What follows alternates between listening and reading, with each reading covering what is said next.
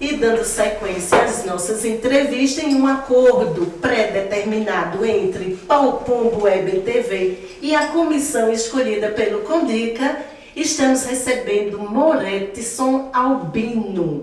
E eu queria já que Moretson fizesse sua apresentação, contando um pouco de sua história e também a sua formação. É um prazer imenso estar com vocês aqui. É importante estar até com minha colega Diana. Acho que já é a segunda vez que a gente divide o mesmo horário. Um prazer imenso. Há anos, eu trabalho com criança e adolescente e, ao mesmo tempo, é como eu falo, assim, eu não sou da maioria, eu sempre gostei da minoria. Então, eu iniciei desde quando eu saí daqui em 87 e fui participar do movimento estudantil, secundarista, né? Através dele, me deu uma abertura muito grande, onde ele podia discutir, falar sobre políticas públicas, né? E lutar por nossos direitos de classe estudantil. Como passei muito tempo, fui para Brasília, fui para São Paulo. Depois retornei à nossa cidade, trabalhei muitos anos no órgão público, depois trabalhei na assistência social, muitos anos com meus colegas de capoeira, sempre dando apoio, porque às vezes a discriminação é muito grande, porque né, é um esporte que eu adoro, mas para a sociedade não é bem visto, né, como outros artes marciais. Mas trabalhei no Condica, fui secretário, eu trabalhei no Conselho Tutelar antes de ser conselheiro tutelar. Só entrei para ser conselheiro tutelar porque meus colegas, na época, faleceu minha grande amiga, outros colegas desistiram e outros não puderam participar. Por esse motivo eu escolhi, eu decidi concorrer, né, porque senão jamais concorreria com eles. Né. Sou formado em História, pós-graduação em História de Pernambuco, pós-graduação em Direitos Humanos de Criança e Adolescente pela Universidade Federal Rural de Pernambuco. Qual é a função do Conselho Tutelar? A função do Conselho Tutelar, a gente sofre um pouco hoje, porque a sociedade, de certa forma, ela não tem essa compreensão. Por quê? Porque não é trabalhado realmente com a sociedade, através de políticas públicas, através dos órgãos competentes, qual realmente é a função do Conselho. Então a gente sofre um pouco com isso e todo mundo atribui crianças não, adolescentes enquanto bebê de baixo, a atribuição do Conselho Tutelar. Não, é de responsabilidade dos pais e de fato de quem é responsável por eles.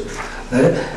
Então isso aí é muito interessante, porque isso aí, às vezes, vem do código de menor. E muita gente hoje, eu vejo, desculpe falar assim, mas muita gente hoje está repetindo, você entende, essa questão do código menor, que hoje criança e adolescente são sujeitos de direito, você entende, o que não era no código menor. Muito bem. Quais os mais graves problemas diagnosticados entre crianças e adolescentes aqui em Garanhuns? Para mim falar isso assim, é um pouco complicado, eu não gosto nem de assim, querer, porque é uma forma de rotular. Eu acredito assim, que nós, hoje em dia, a questão toda é uma questão totalmente social e a vulnerabilidade. Então não adianta você cuidar de uma criança, você leva para um tratamento, nós não temos na cidade um CAPS adequado para tratar de crianças com dependência, ou dependências químicas, com problema psíquico. Então isso aí é muito complicado. E não trabalhar a família, porque você às vezes volta com essa criança para casa, esse adolescente, mas a família está toda, de uma certa forma, em vulnerabilidade. Então é aquela coisa, você jogar gelo. Então o problema, assim, política pública que não tem realmente para trabalhar com esses órgãos, com essas crianças. Por que você se acha um bom candidato ao cargo de conselheiro tutelar? Olha, é uma questão, falar de si, sempre eu falo assim, é uma questão sou um pouco tímido. Mas eu confio muito em mim, certo? E eu acredito que tenho uma visão muito mais ampla com relação ao direito de criança e adolescente. Porque às vezes eu vejo o discurso de algumas pessoas que estão totalmente resgatando uma cultura que nós vamos fazer 30 anos de Estatuto do Adolescente, e a gente via como criança e adolescente que era gerado totalmente por comissários de menor, por juízes de menor, e ele não tinha direito absoluto. Ele passou a ser, até hoje, não é mais do que nada, direito, sim, fundamental, que é direito à vida, e a gente tem que fazer valer isso. Qual sua opinião sobre a criação de um segundo conselho tutelar em Garanhuns? De suma importância, eu mesmo sou um dos, podemos dizer assim, que levanta essa bandeira, não é de agora, já tivemos algumas audiências com o Ministério Público, com o juiz, com o próprio gestor da cidade, né? É uma questão de você ter uma visão totalmente, realmente, e voltada para a criança e adolescente, porque assim, é o futuro do nosso país.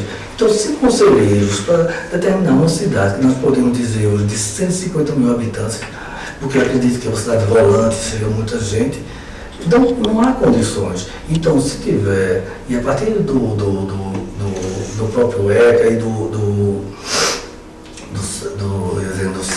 SEDICA, a partir de 100 mil habitantes, tem que existir um novo conselho, certo? Então, você tem que cobrar ao Poder Legislativo, certo?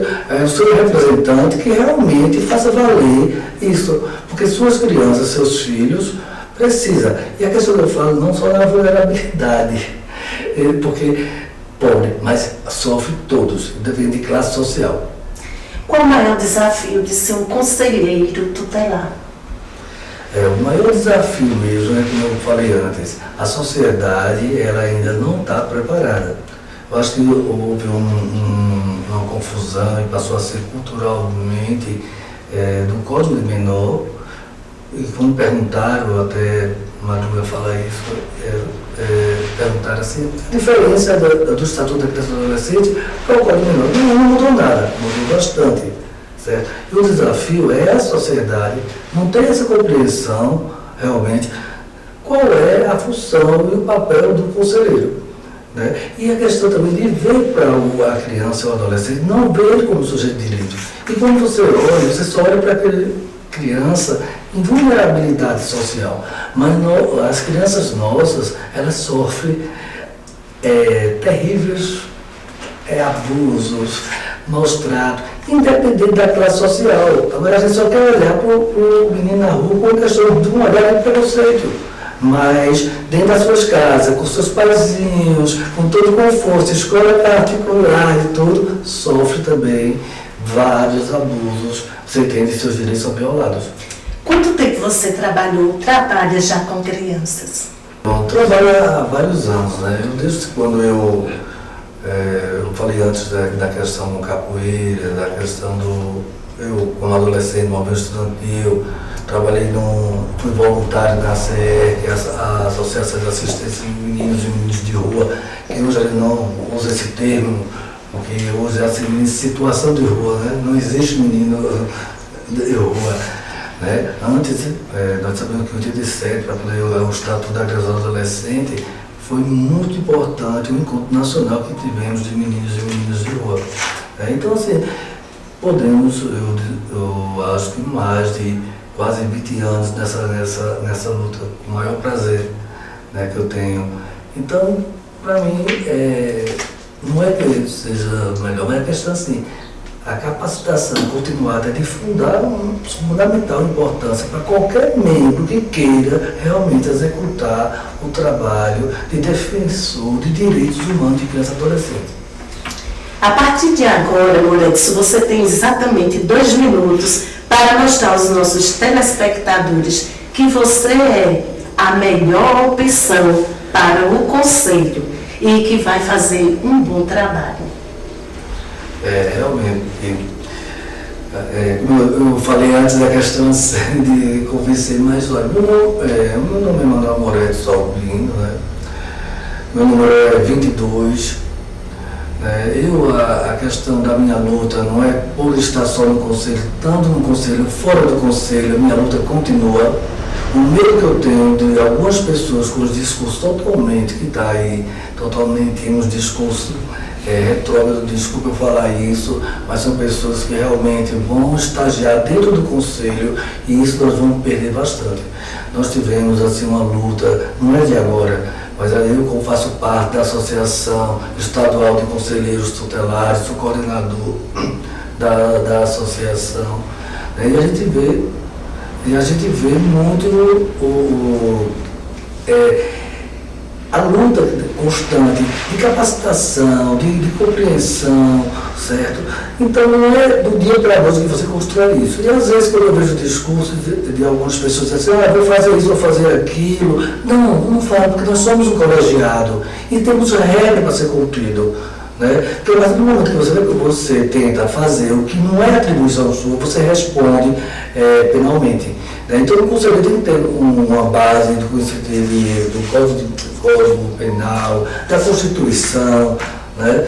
E se capacitar, certo? É fundamental, importante essa capacitação. Está dentro do Estatuto da Criança e do Adolescente, no artigo, bem claro, nós temos que participar de continuação, capacitação continuada. E também da questão da LDO, você entende?